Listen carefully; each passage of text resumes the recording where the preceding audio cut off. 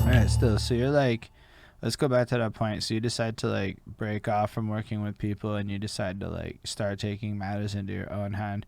How do you go about learning the different like skills that you need to like figure out this Well, like my thing independent was grind? is honestly like when I started doing it on my own wasn't that long ago. It's probably like 2 years ago, and I started with Rap Chat, which is an app on the phone, and they have beats preloaded into it, and I would just sit there and freestyle over the beats.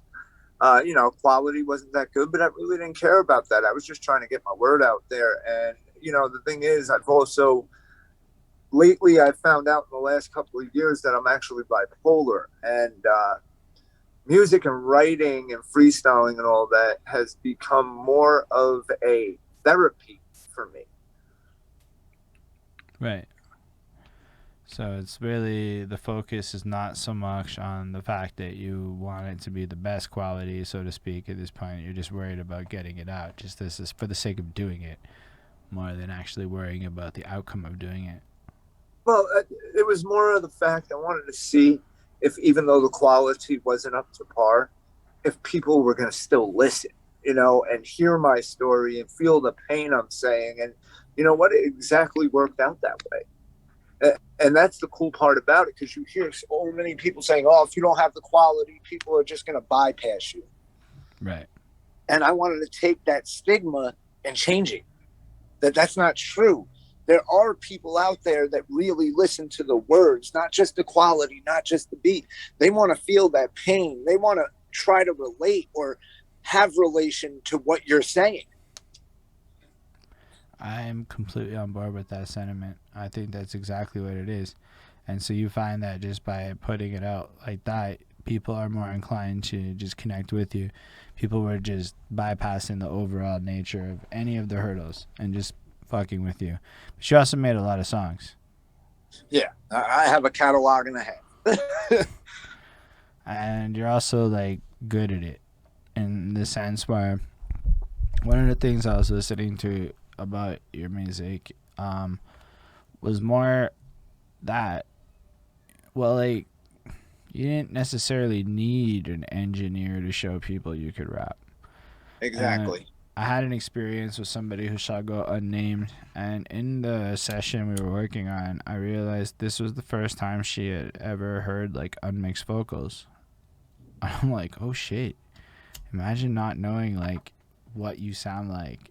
Every time you hear it, it's got like, and that like I've been there a little bit, but like at the end of the day, I think sometimes people rely a lot on the polish or the packaging. Like, what's a music video other than packaging, right?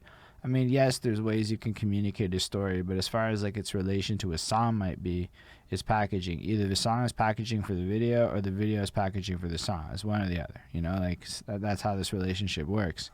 So I think it's really cool that you were able to kind of just bypass that and almost become a case study for the fact that people will listen to stuff beyond it. And this was mostly via YouTube that people were listening, or how are you interacting with people? How are you Well, I was actually putting also it? on Rap Chat. People interact on Rap Chat as well. People even ask, you can even collaborate with other artists that are on Rap Chat. Right. So it's also a networking tool, and I never got to that point where I collabed with anybody on there because I never knew how to use that part of it. But like I said, man, I wanted to tell my life story any way I can, and I work with what I got. I definitely appreciate that.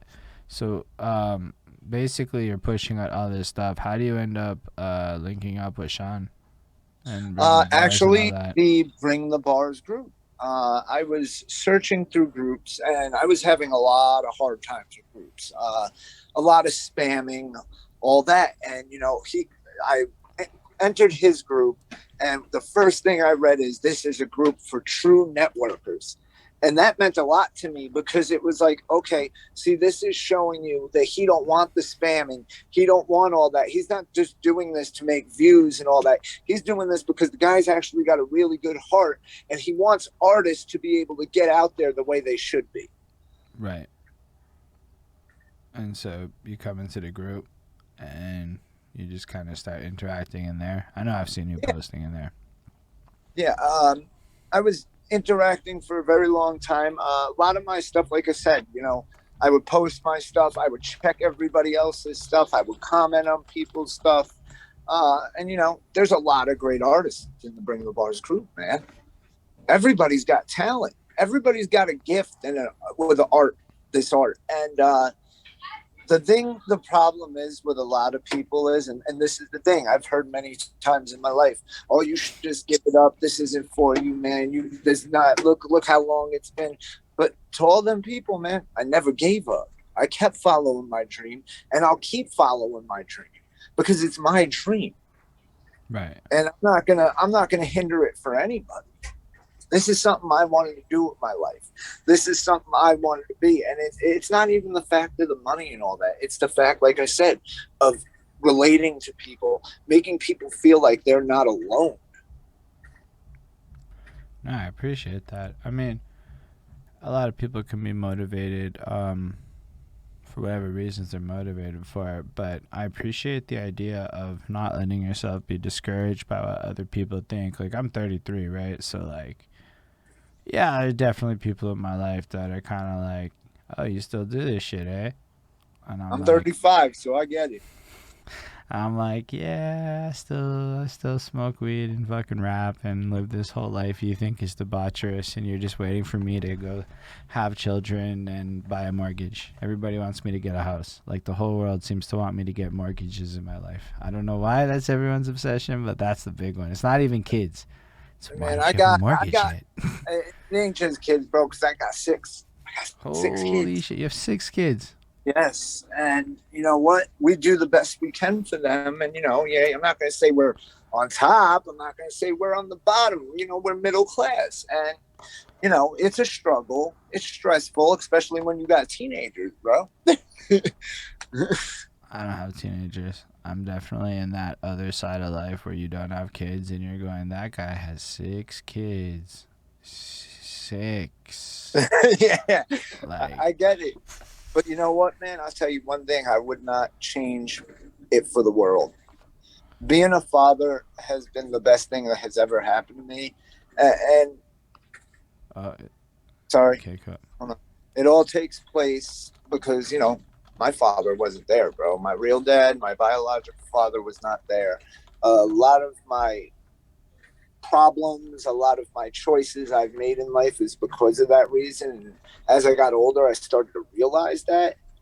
And, my kids are my world. I would do anything for my kids. That's why with this thing, man, you listen to a lot of my music. I talk a lot about my family too. My family's number one. My wife and my kids. That's what I'm doing this for now. That's what it's about at this point in my life.